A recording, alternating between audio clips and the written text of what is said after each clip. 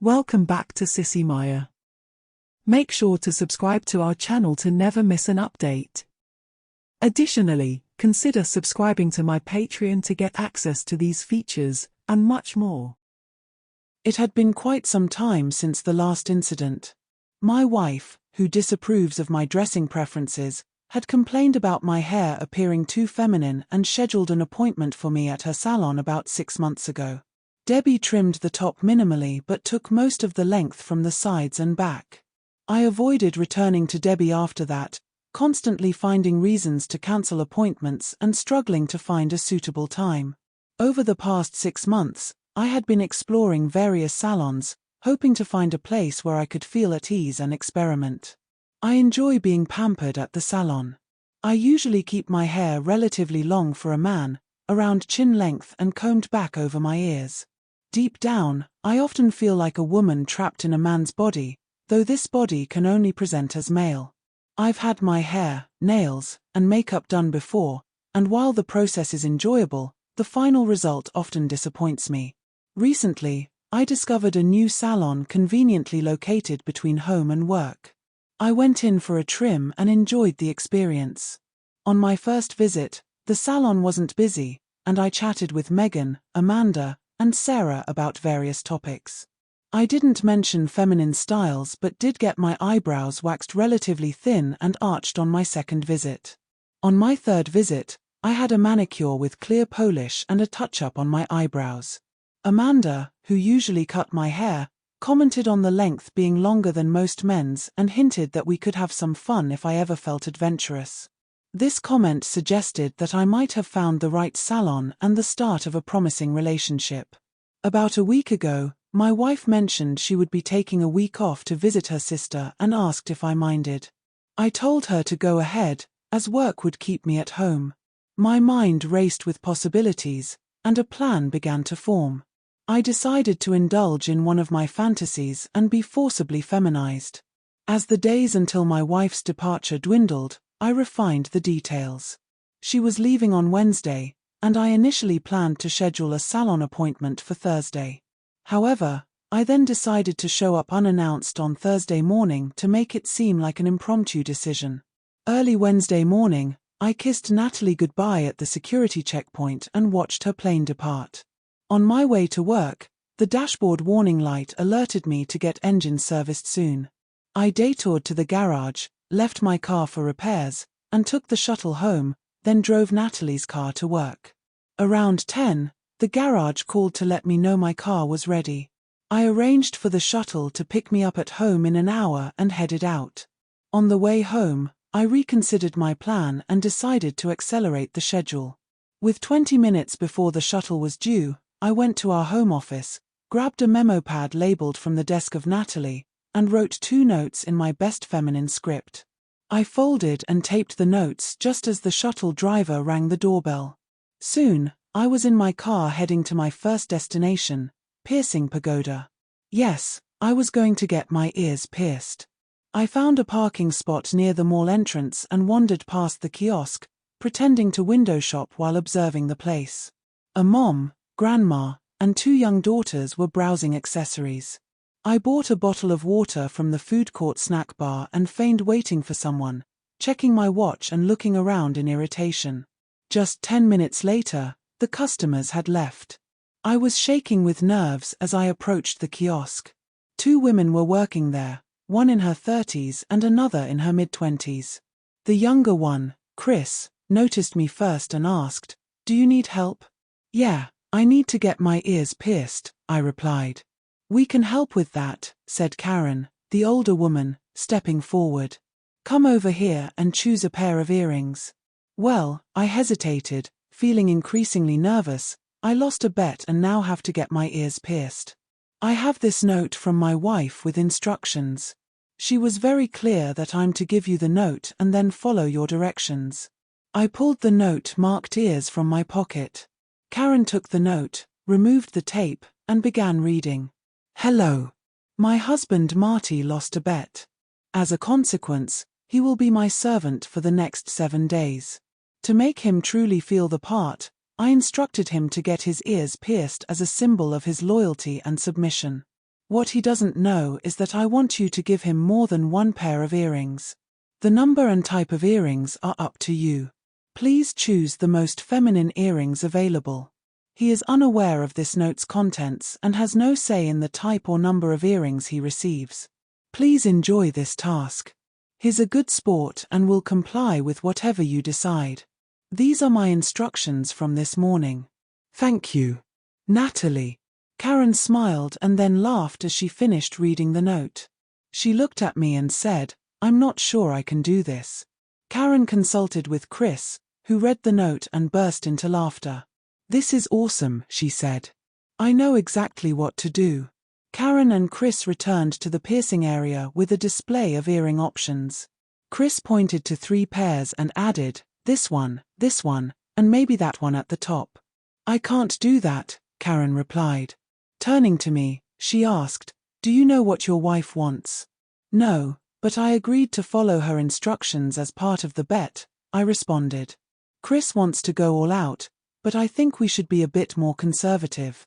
"Which ones do you prefer?" Karen asked. I said I didn't want to influence the outcome since I had promised not to. All the while, I hoped Chris would take charge. Karen and Chris stepped to the other side of the kiosk, and after a brief argument, they reached a decision. Karen came back with a stack of boxes from a cabinet next to my chair. "You're lucky I won the argument," she said. "Chris wanted to go with something really feminine, but I think these will be better for Natalie." She handed me a clipboard and instructed me to initial about 10 boxes and sign in 3 places. One of the boxes included cartilage piercing, and when I asked if I should initial that, she said, "Oh, yes." After I returned the signed forms, Karen studied my face and marked 3 spots on my ears with a pen, 2 on the lobe and 1 halfway up the back. She concealed the earrings as she prepared the gun. The first set of earrings went in smoothly. She reloaded and quickly placed a second set in my earlobes. For the third set, I felt a bit of discomfort as 2 more earrings were inserted halfway up the back of my ears. Finally, she used a single gun to add a 4th earring at the top of my left ear. Karen handed me a hand mirror so I could see the result. I had 2 large cubic zirconium studs in my lobes, 2 hoops behind them, 2 smaller amber stones halfway up, and a 3rd cubic zirconium at the top. It looked great to me. As I paid the bill, I wondered what Chris might have done differently. Oh well, just fuel for the imagination. I headed off to my next stop, the salon. I arrived at the salon shortly after 1 in the afternoon and was greeted by Megan, Amanda, and Sarah. The salon was empty except for us. "Hi Marty, what can we do for you today?" Megan asked. "Hair and nails." "Everything," I replied. I explained that I had lost a bet and would be serving as my wife's slave for the next week. I then handed Megan the note and explained that I didn't know its contents. The 3 women gathered around to read the note. Their smiles grew wider as they whispered excitedly among themselves. The note read, "Hello. Marty lost a bet and will be my servant for the next week. As you can see, his ears have already been pierced as a mark of his submission. Now, I need your assistance. Marty's team played poorly and was humiliated last week. In honor of their performance, I want him transformed into a true sissy boy. Feel free to do anything you like. I'd like his eyebrows waxed extra thin and arched high. His hair is too short for anything dramatic, so perhaps a perm or a feminine color would make him stand out. I want him to leave here with the most feminine sissy haircut and style possible. Use your creativity and give him the works. Make sure he leaves looking unmistakably like a sissy boy. Thank you, Natalie." Amanda laughed and shared the note with the others, who joined in the laughter. "Are you sure you haven't seen this before?" Megan asked, placing the letter on the counter. "No, but I can guess," I replied, touching my ear nervously.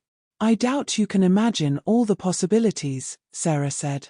"We've been quiet all day, but now you've given us a chance for some fun.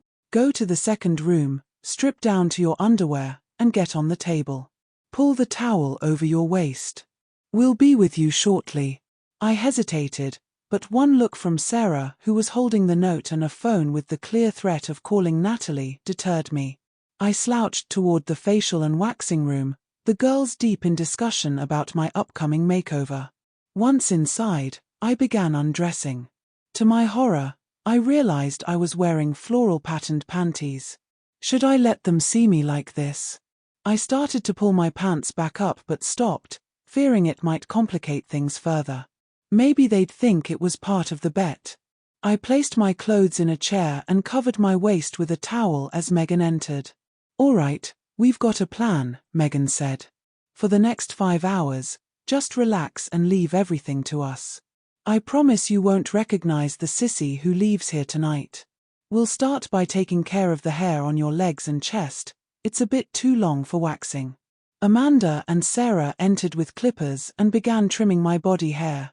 They worked on the front first, then instructed me to roll over. As the towel slipped, the floral panties were visible. "I told you so," Sarah exclaimed. "He's getting a Brazilian." The girls finished clipping the hair on my back and legs. "All right, sweetie, off with the panties," Amanda commanded in a stern tone. "No," I protested. The thought of removing my underwear and getting a Brazilian wax was more than I had anticipated. I couldn't imagine explaining this to Natalie when she got back. "What did you say? Are you refusing?" "Megan, get Natalie on the phone. Let her know her little Sissy is misbehaving." "Please, don't do this," I begged, pulling down my panties. "I'll do anything you want." The girls got to work with the clippers, trimming between my thighs. As soon as the clippers stopped, I felt the warm wax being applied to the underside of my scrotum. Megan explained that she was the only one with experience in giving guys Brazilians. This was Sarah's chance to practice and learn, as they had recently had a few inquiries. "See, Steph, the trick with guys is to keep everything taut," Megan instructed, wrapping her fingers around my sack and pulling it tight. I braced myself as the cloth was pressed down firmly, trying to prepare for the rip. My attempt to brace was futile. A scream escaped as the wax, along with my pubic hair, was pulled off. The process continued with more wax and repeated ripping, leaving me screaming once more. After that, tears flowed freely as the girls methodically removed my pubic hair. I felt the wax being applied to my toes, signaling that the Brazilian was done. As Steph and Amanda worked up my legs, Megan returned and applied a cold paste above my male organ. The girls moved past my inner thighs, removing hair from my chest and then my arms. The process seemed endless. They finished my hands and then waxed off my sideburns. Finally, they moved on to my eyebrows. Sarah took charge, applying a generous amount of wax to the underside of my brows. She rubbed the cloth and ripped it away, and I caught a brief glimpse of a lot of hair on the cloth. I was sure I had no brows left. She repeated the process on the left side and then used tweezers to clean up the remaining hairs. She plucked for what seemed like an eternity, occasionally pausing to assess her work before starting on the other brow. After the waxing, I couldn't believe there was still hair left. "Okay, time to roll over for the back," Amanda said. As I began to twist, Amanda added, "No, not like that. We need to clean you up first or you'll leave dye all over our table. Slide to the end of the table and stand in the basin while we rinse you off." I complied. As I stepped into the basin, Sarah poured warm water over my inner thigh, applied shampoo, and rubbed the area above my male organ. More water and rubbing followed. I looked down to see the water in the basin turning a pale red. Megan arrived just as the girls finished drying me off. "Wow, it looks fantastic. Even better than we expected," Megan said. I looked down and saw a strip of short, bright red hair about 1 inch wide and 2 inches long centered above my male organ. "It's called a landing strip," Megan laughed. "I thought it would highlight the area beneath it, sort of like a beacon. We're going to match your head hair to it," Sarah added. "Now, back on the table, and we'll finish waxing." The three of them worked for about 20 more minutes, removing the remaining body hair. Megan handed me my panties, which I put on as I reached for my other clothes. Not so fast, kitten. These are all you'll need until we're done with you, Amanda said. Amanda wrapped a pink cape around me, barely covering my butt, as we returned to the main salon. I was guided to the nail station, where Sarah took over. She cleaned my nails, trimmed the cuticles, and clipped the nails. I wasn't surprised when she reached for the box of tips. She used a power file to buff the surface of my nails before gluing the tips onto each finger. As Sarah began mixing the acrylic powder, Megan moved in to start on my pedicure.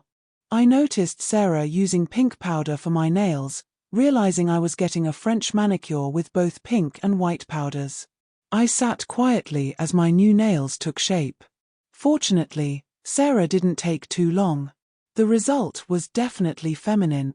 I then saw that Megan had also glued tips on my toes and was applying the pink and white process there as well. As she filed my toenails into a squared shape, I wondered how I would manage to fit my shoes back on. I hobbled from the manicure station to the stylist area where Amanda took over. The cart with perm rods was already set up, so I had no doubt about what was coming next. I sat in the chair as Amanda examined my hair for several minutes before guiding me to the shampoo area. With a towel wrapped around my head, I returned to the stylist chair where Amanda began her work. As she wrapped my hair around the rods, she explained that she was giving me a directional perm to complement my new asymmetric cut. She detailed that I was getting a piggyback wrap because she hadn't had the chance to give one since her class last fall. I watched as she wound my hair around medium-sized rods, leaving sections of hair sticking out above each rod. Once she finished wrapping a section, she would go back and wrap these leftover pieces onto small rods stacked on top of the original ones. Amanda assured me that this method would provide exceptional texture and a unique, long-lasting curl pattern. It finally dawned on me, there was no way I could undo all this before Natalie came home. Panic set in, and I began to shake. The girls just laughed and told me to be a good sissy. What had I gotten myself into? How did my plan go so wrong? I was given a copy of *L* to look at while the perm processed. Sarah and Amanda checked on me occasionally, but Megan had disappeared. A woman came into the salon for a trim while I processed. Sarah cut her hair, and I noticed the woman glance at me in the mirror, clearly informed of my situation, as she giggled. The simple ding of the timer indicated my processing was complete. Amanda checked a few curls and declared that I was done. We moved back to the sink where the perm solution was rinsed out.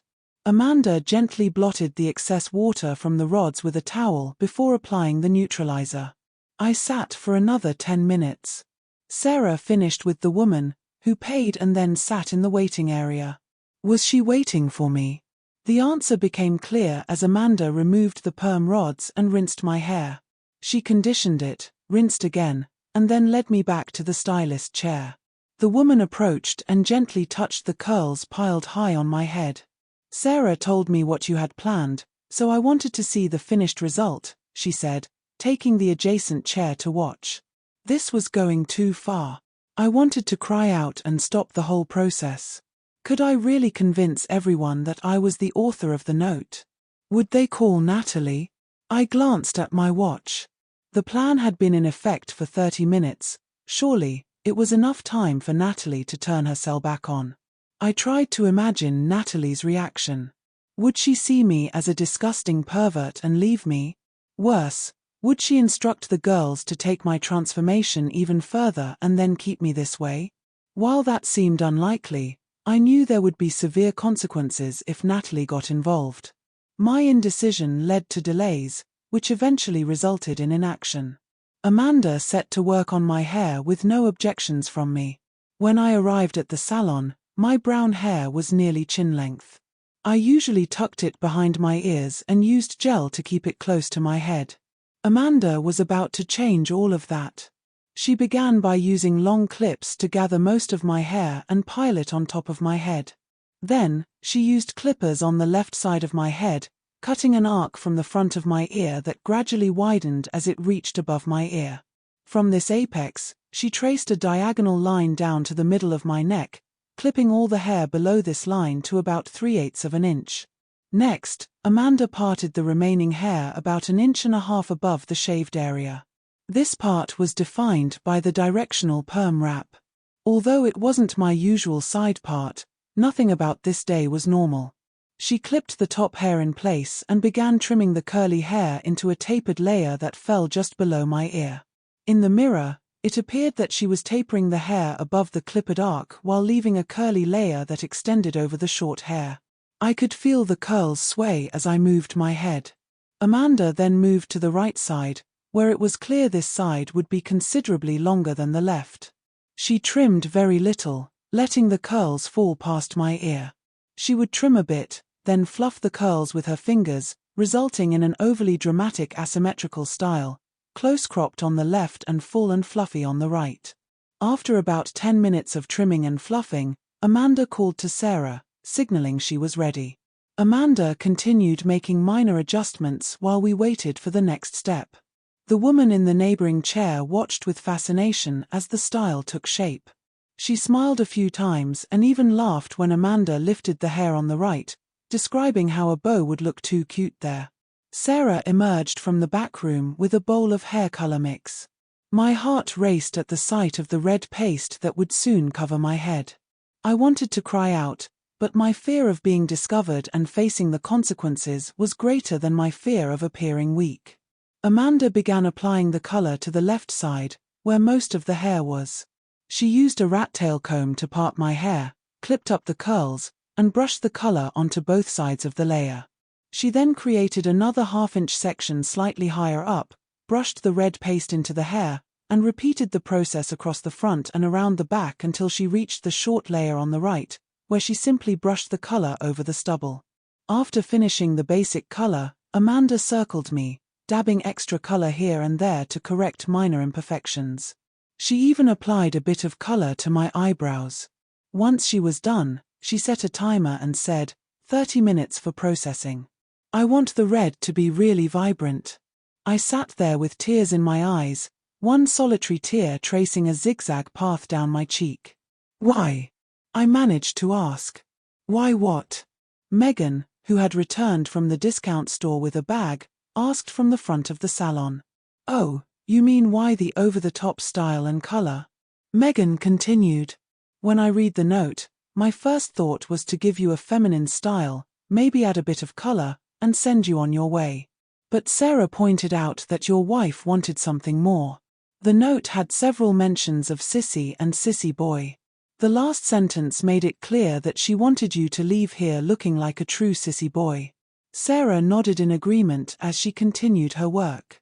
There's a significant difference between a girly look and a sissy look, don't you think? Megan said, not waiting for my response before continuing. A sissy look is much more dramatic, something that shouts look at me. We discussed it and decided you needed a look that demanded attention. I think we're almost there. Once we finish your hair and makeup, you'll be flawless in your new outfit. She lifted the bag, indicating its contents were meant for me. I slumped in the chair, tears streaming down my cheeks. I didn't want this, I said softly. Look, Marty, we know this isn't your choice, but the note specified that you'd go along with whatever we decided. You have to admit, you'll definitely look like a sissy by the time you leave. At that moment, the timer dinged. Amanda approached with a towel, gently rubbing a small section of hair near my crown. Just a few more minutes, and we'll rinse. Steph, you might as well start prepping for her makeup. I sat there despondently for a couple of minutes. The woman next to me seemed sympathetic and reassured me that it would all be worth it in the end. Okay, let's head back to the sink, Amanda said. The water was a bit cold initially, and I flinched. Sorry. Is this better? She asked, adjusting the temperature. After rinsing my hair, Amanda blotted it dry and used a diffuser to shape and dry it with her fingers. The color might be a bit bright, but I actually like the style, the woman next to me said. She handed me a small note before leaving. I opened the note, which read, if you need a shoulder to cry on, I'm here. Liz. Her phone number was neatly written at the bottom. I looked at my reflection in the mirror. The style wasn't so bad, it was dramatic with the close crop on the left and the voluminous curls on the right. My eyebrows were thin and arched high above my eyes, their bright red color accentuating their shape. Okay, Marty, we're almost done. Let's get you ready for Steph to work her magic and then you'll be set for your first day of servitude. Oh, we need to get you into your new outfit. Here, your clothes are in here. I entered the waxing room where this all began. My pants and shirt were gone, replaced by a pair of white capri pants adorned with bold red flowers and a t-shirt. The shirt was white with satin trim on the v-neck and sleeves, and red sequins spelled out boy toy across the front. As I put on the shirt, I noticed the shoes, a pair of bright red sandals with 3-inch heels and a matching red purse. I slipped into the shoes, grabbed the purse, and went to get my makeup done. Seated in a comfortable chair, illuminated by 3 bright lights, Sarah began with foundation. She explained that the foundation would cover my beard throughout the day. Over the foundation, she brushed on a powder, and although I kept my eyes closed, I could feel the brush's progress on my face. Next came the rosy blush, applied with a smaller brush along my cheekbone. With my base set, Sarah focused on my eyes. She applied mascara with light strokes, right eye, right eye again, and then finished the left. The toughest part was the eyeliner. I couldn't keep my eye still. After 2 attempts, Sarah switched to a bold line encircling the outer halves of my eyes. The eyeshadow was dark gray with a touch of silver just below my brow and on the eyelids. Finally, Sarah applied color to my lips, using a sponge wand to add 2 coats of bright red lipstick. As she stepped back, the other 2 girls came over to assess the result. Wow! Megan managed, her smile revealing her satisfaction with their transformation. Oh my God! Amanda exclaimed, her eyes wide. This is amazing. Did you use the long-lasting products? Absolutely, Sarah replied. Turning to me, she added, most of this will come off with soap and water. I used our special lip color and mascara, so you won't have to struggle too much to maintain the look. The color should last nearly a week. They spun the chair around, giving me my first view of the final result. I was bracing for the worst but was pleasantly surprised. I did look like a sissy, at least, like my mental image of one. The hair, makeup, nails, and outfit all screamed sissy, but it wasn't as bad as I had feared. My hair was a cascade of bright red curls, starting just above my ear on the right side and flowing into a voluminous mass that reached my neck. I looked down at my nails, which were perfectly done in a French style on both hands and feet. The sandals fit perfectly, highlighting my toes against the bright red straps. I had enjoyed a whole afternoon of pampering from 3 incredibly skilled and attractive women. I had been at their mercy, and they had feminized me. It was, after all, my fantasy. Thank you all, I said with genuine enthusiasm. This is incredible. I don't think Natalie could have imagined what you did. I'm sure she won't be disappointed. I stood, grabbed my purse, and made a wobbly trip to the cash register. The girls gave me discounts, and the Brazilian was free since Sarah was in training. I tipped them generously and headed to my car, swaying my hips in an exaggerated feminine motion as I crossed the street. I didn't care if people stared. I was going to enjoy my fantasy week and deal with reality later. I smiled all the way home.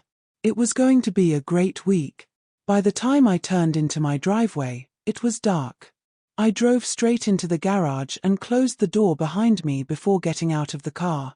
As I entered the kitchen, I heard knocking at the front door. I stood perfectly still for 10 minutes while the knocking continued, then stopped. After waiting a couple more minutes, I went upstairs in the dark. Halfway up the stairs, the phone started ringing. I let it ring, thinking I'd return the call if it was Natalie. The answering machine's metallic voice greeted me, followed by silence before Pat's voice came through. Marty, are you there? Marty, pick up, it's Pat. I saw you drive in, so I know you're home. I thought we could have dinner together so we wouldn't be alone. Please, pick up. Pat lived 2 doors down and had been divorced for about a year. She often came by for help with various man chores. Natalie, who was friends with Pat, had warned me to be cautious. Pat's lonely and looking for comfort. Don't pretend you don't notice she's coming on to you. Don't do anything foolish. Those were Natalie's last words before we left for the airport. I intended to follow her advice closely.